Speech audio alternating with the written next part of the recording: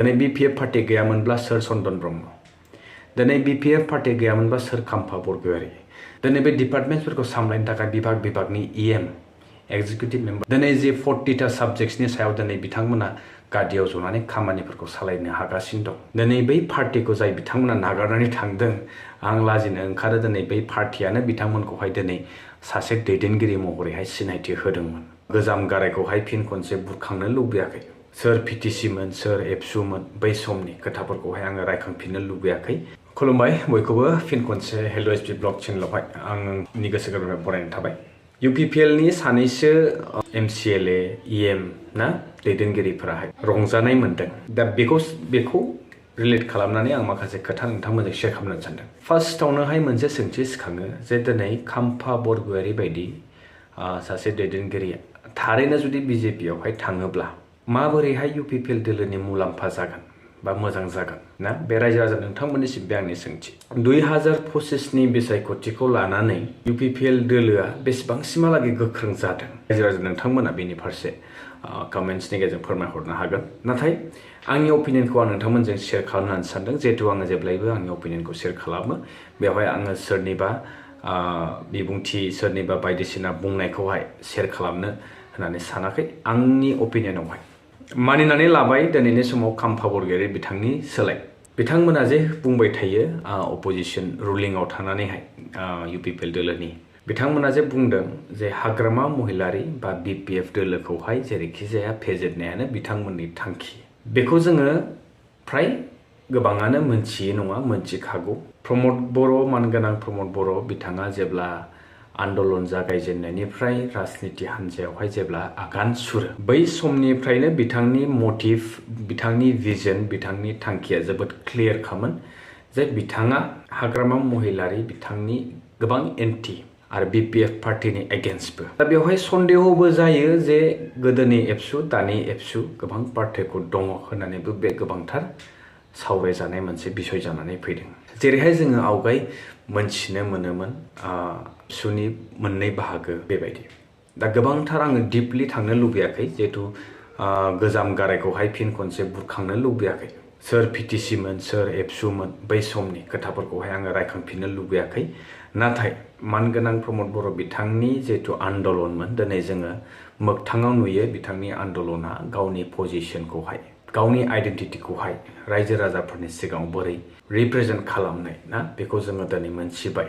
सासे बेक्तिया मोनसे समाव ओरैबायदि गोख्रों रावजों बुंदोंमोन जे आलादा रायजो मोनागौ मानि जोंनि खुनु कमप्रमाइज जाया, सलिउसनानो गैया। सेपारेट स्टेट नङागौ मानि खुनु कमप्रमाइज जों खालामा। नाथाय बिथाङानो फिन खनसे गोहोआव फैनाय लोगो लोगो बै गादिनि जे सिमां बिथाङा मोननाय लोगो लोगो BTR मुङानो बेसेबांबा गिदिर ना, आं बुंनो सानाखै, थेवब्लाबो बे खोथाखौहाय किसुमान खोथाखौ रिलेट खालामनो थाखाय बुंनांगौ जायो। दा खोथाया खाम्फा बरगयारीनि सोलाय हाग्रामा महिलारी बिथाङा जुदि दिनै गावनि बेक्तिगत गावनि सार्थखौहाय सानबाय थायोमोनब्ला, गावनि इन्डिभिजुवेल लाइफखौहाय जुदि बिथाङा गोबां सानदोंमोनब्ला, दिनै बिथाङा एथ'ग्राब बेले बेजे बा बेबायदि दावराव दावसिनि गेजेरावहाय साननांगौनि बाथ्रा दंमोन नामा रायजोफोर? सिदा खोथा।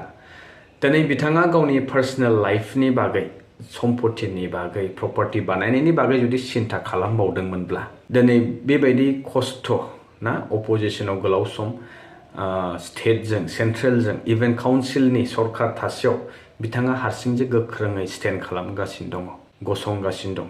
जिहेतु बिथाङा मोनथिगौ रायजो राजाफोर दङ, आइ आफाफोर दङ, फल'वार्सफोर दङ, पार्टीखौ मोजां मोनग्रा, सिबिग्रा, अनसायग्रा गोबां दङ। बेनिखायनो बिथाङा दिनैसिम गावनि सार्थखौ दोनथ'नानै बिथाङा BPF पार्टीखौ जिहेतु मुरब्बी हिसाबै बिथाङा गायसननाय हिसाबै बिथाङा दिनै बेनि मर्यादाखौ मोनथिनानै बिथाङा दिनै बेवहाय बाहाल लाखिनानै दं आरो थिग बेबायदिनो सनमानबो मोनगासिनो दं। नाथाय बेनि गेजेराव माखासे जायफोरा गोसोआवहाय माबा मोनसे दागो थाखानाय बिथांमोनासो दिनैनि समावहाय ओरैबा ओरै थांगासिनो दं। बिथांमोना मोनसे खोथाखौ बावदों, बिथांमोना गावनि आंगो, आंनि पार्टी होननानै सानना लायाखै। जायनि जाहोनाव दिनै बिथांमोना BPF पार्टीनि जानानैनो बिथांमोना दिनै गाव गावनि आइडेन्टिटि, गाव गावनि सिनाखि परिचयखौ खालामनानै लादोंमोन। दिनै गावखौनो दैदेनगिरि हिसाबै दिनै रायजो राजाफोरनि गेजेराव मिथिसार जाहोनो हादोंमोन। नाथाय बेखौहाय जाहोनायाव सोरनि अबदान दङ? दिनै बै पार्टिखौ जाय बिथांमोना नागारनानै थांदों आं लाजिनो ओंखारो दिनै बै पार्टियानो बिथांमोनखौहाय दिनै सासे दैदेनगिरि महरैहाय सिनायथि होदोंमोन। दा नंखायनो बिथांमोना दिनै ओरैबा ओरै थांगासिनो दङ। बे प्लेटफर्मखौहाय बे सुबिदाखौहाय बिथांमोना दिनै मोनसे पार्टि गैयामोनब्ला सिनायजागौमोन ना, लेंजागौमोन ना, बिथांमोना बरायजागौमोन नामा? दिनै BPF पार्टिखौ अनसायग्रा गोबां रायजो राजा दंखायसोना बिथांमोना दिनै मोनसे पार्टिनि दैदेनगिरि हिसाबै सिनायथि मोनदोंमोन, बाख्नाय जादोंमोन। दासिमबो बिथांमोना बिराद मोजां पजिशनाव दङ होनना बाख्नाय जादोंमोन, जायनि जाहोनाव दिनै बिथांमोननि दाम दर सोलिगासिनो दङ। दिनै BPF पार्टि गैयामोनब्ला सोर चन्दन ब्रह्म, दिनै BPF पार्टि गैयामोनब्ला सोर खाम्फा बरगयारी, दिनै BPF पार्टि गैयामोनब्ला सोर बिजित नार्जारी, दिनै सोर जय मुसाहारी।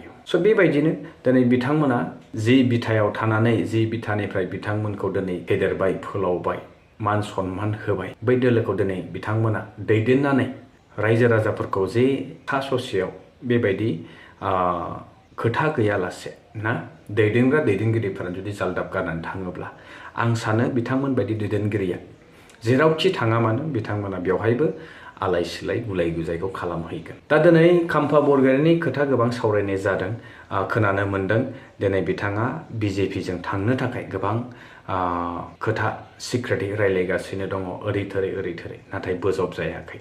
दिनै जोङो गोबां एग्जाम्पल होनो हायो। दिनै राजीब बांगाल बायदि बिथांमोना दिनै जोंहा BTC हालामनि बयनिख्रुइबो देरसिन मनरन्जन सार बिथाङा UPPL दोलोनो गोबां मोनसे स्पन्सरशिप होबाय ना, इलेक्सन बिसायख'थियावहाय रांखावरिनि फाइनान्सियेलि गोबां सापर्ट खालामबाय, नाथाय बिथाङा दिनैनि समावहाय ओरैबो गैला ओरैबो गैला। थिग बेबायदिनो दिनै राजीब बिथांमोना रेवा नार्जारी बिथांमोना दिनै मा अबस्था, दिनै बिथांमोननि सन्माना बहा? दिनै बिथांमोना अरबदेनि नोजोराव बिराद गोरलै फिसा मोस्रोम मासेनोबो समान नेवसिगार जायो ना। दिनै जोङो बुंनांगौ मानगोनां जोंहा इमानुएल मसाहारी सार बिथाङा BJP दोलोनि बाथ्राफोरखौहाय सिस्टेमफोरखौहाय बुजिनानै बिथाङा जे दिनै BPFआव फैफिननो गोनां जादों आरो बिथाङा दिनै BPF दोलोखौ बाख्नायफिनदों, BPF दोलोआव दिनै बिथाङा फैनानै खामानि मावफिनदों, बेफोरो मोनसे उदाहरन। दिनै जाय बिथांमोना थांदों बिथांमोना गाव गावनि जे फिउचार बेखौहाय गोथौयै साननो रोङाखै होननानै आं बुंनो सानो। बिथांमोना गोबां पलिटिकेलि एक्सपार्ट ना, जोंथ' दासो उन्दै, जों एख'आनो रोङा, जोङो पलिटिकेल बिथिङाव गोबां नलेज जोंहा लानो गोनां दंबावो, थेवब्लाबो जोङो एज आ कमन सिटिजेन सरासनस्रायै जोङो किसुमान खोथाखौ ओरैनो हमदांना मोनो। नोंथांमोना नायगासिनो दं आंनि भिडिअ, नोंथांमोनाबो ओरैनो बुजिनानै मोनखाबाय जे दिनै परिस्थितिया माबायदि जागासिनो दं। दिनै बिश्वजित दैमारी मानगोनां बिथाङा मोनसे पजिसनखौ मोनदों, नाथाय बिथाङाबो दिनै पार्टि हिसाबै ना मोनसे बिबानाव दोनजादों, स्पिकार हिसाबै बिथाङाबो दिनै हमदांनो हास'वाखै जे BJPनि बे महासागर बायदि पार्टियावहाय सोरनि सायाव सोर, सोरनि बाथ्रा सोलियो, सोरनि खोथाया अरजायो, बेबायदि गोबां बाथ्रा बिथाङानो खुद फोरमायगासिनो दं। दा बिदि बेलायावहाय गावनो स्पष्ट जानो हायाखैदि दिनै फैबाय थानाय समफोरावहाय BJPआ मा एजेन्डा लागोन, माबायदि पलिसिजोंहाय थांगासिनो दङ। नाथाय जोंनि UPPL दोलोनि माखासे दैदेनगिरिफोरा गोरलैयैनो मोजां जागोन, हामगोन, साबसिन जागोन। दिनै रिजनेल पार्टिखौ दिनै गावजों गावनि गेजेरावनो मोनसेल' थायोमोनब्ला मोजां बाथ्रामोन। गोबां मोनसे कनफिडेन्स जोंनाव दंमोन, BTCआवहाय खाबु दङमोन, जितु जोंनिनो मानसिफोरा सालायगोन होननानै मोनसे जोंहा बिदि गिनाय गैयामोन। नाथाय बे बारनि खेबावहाय गोबां गिनाय सोमजिदों। दा गिनाया मानि थाखाय सोमजिदों? दिनै 2010 सननिफ्रायनो जोंहा मानगोनां प्रमद बर' सार बिथांनि जितु प्लान एन्ड पलिसि, बिथांनि जि मिशन, बिथांनि जि भिजन दिनै फुलफिल जाबाय, नाथाय बिथाङाबो बेसेबां समहालागै थावरिगोन बेबो साननो गोनां बाथ्रा। दिनै बिथाङा गावनि पार्टिनि जि स्ट्रेंथ ना बेखौ बबे समहालागै लांनो हागोन ना बे 2025आवनो थुंगेहैगोन, बेबो सन्देह जानानै दं। जिहेतु बिथाङा दिनैनि समाव हारसिङै सिंगल मेजरिटि हिसाबै देरहानो हायाखै। जोङो MLA सिटखौनो होन, काउन्सिल लेजिस्लेटिभ एसेम्ब्लि जोंनि BTCनि जे मासि दङ बेयावनो बिथाङा मेजरिटि मोननो हायाखै। थांनाय बाराव जोङो नुदोंमोन हाग्रामा महिलारि बिथांनि समाव काउन्सिलनि CM जासेयावबो बिथाङा स्टेटनि फारसे गोबां गोहोम खोलैनो हायोमोन, जायनि जाहोनाव जोङो खुद बर्तमाननि CM चिफ मिनिस्टार मानगोनां हेमन्त बिश्व शर्मा बिथांनि खुगानिफ्राय जों खोनानो मोन्दोंमोन रन्जित दास बायदि जाय मोनसे समावहाय BJPनि आफादगिरिमोन स्टेटनि, बिथांमोननि खुगानिफ्राय जों खोनानो मोन्दों सासेल' एमसिएल बिनाव बिथांमोना मोननो हायाखैमोन बेबायदि मोनसे गोहो लाखियोमोन दा बे सोरनि सार्थआव मावदोंमोन दिनै बिथाङा जुदि गाव इन्डिभिजुवेलि गावनि पार्सनेल बेक्तिगत जुदि खोथा साननानै बिथाङा जुदि कमप्रमाइज खालामबोबाय थानायमोनब्ला दिनै बे 15-17 बोसोराव जे जादों जों जे नुदों दिनै जि थासारि दङ दिनै जि इनफ्रास्ट्राक्चारफोर दं दिनै जि सिस्टेमजोंहाय सोलिगासिनो दं बिटिआर गभर्नमेन्टआ दिनै जि 40टा साबजेक्ट्सनि सायाव दिनै बिथांमोना गादियाव जनानै खामानिफोरखौ सालायनो हागासिनो दं दिनै बे डिपार्टमेन्ट्सफोरखौ सामलायनो थाखाय बिभागनि इएम एक्जिकिउटिभ मेम्बारशिप बानायनानै होदों बेफोर खाबुखौ बोरै मोनगौमोन स' गोबां खोथा दङ दा बेनि गेजेरावनो बे खाम्फा बरगयारी बिथाङाबो निश्चय बिथाङा माबा मोनसे पार्सनेल बेक्तिगत क्लेश जालायदों जानांगौ जायनि जाहोनाव बिथांमोना हयथ' 4 बोसोर 5 बोसोरनि समा बिराद गोलाव सम नङा धैर्य गैयै नङा बिथांमोनाव धैर्य दङ निश्चय बिथांमोना बेखौ सल्भ खालामनानै लागोन किन्तु मोनसे खोथाया स्पष्ट जे बिदि जुदि थारैनो बिथांमोना गावसोरनि बिटिसिनि सार्थआव बिथांमोना जुदि गावखौनो जुदि फाननो सानदोंब्ला बेवहाय जोंहा बुंनो गोनांगौ बाथ्रा गैला नाथाय जोङो रायजो राजा हिसाबै बेखौनो लुबैगोन बयबो जयै मिलायलायनायनि गेजेरजोंहाय माबा मोनसे सल्युसन दिहुननानै जिहेतु नोंथांमोना रोंखा राखा जोंबायदि फिसा मानसिया बेवहाय बुंनांगौनि बाथ्रा गैया बुजायनांगौनिबो जोंहा खुनु अधिकार गैया जुक्ति गोनां जों बाथ्रा बुंनो हाया नाथाय थेवब्लाबो जोङो सरासनस्रायै किसुमान खोथाखौ ओरैनो सिम्पलै जों बुजिनो हादों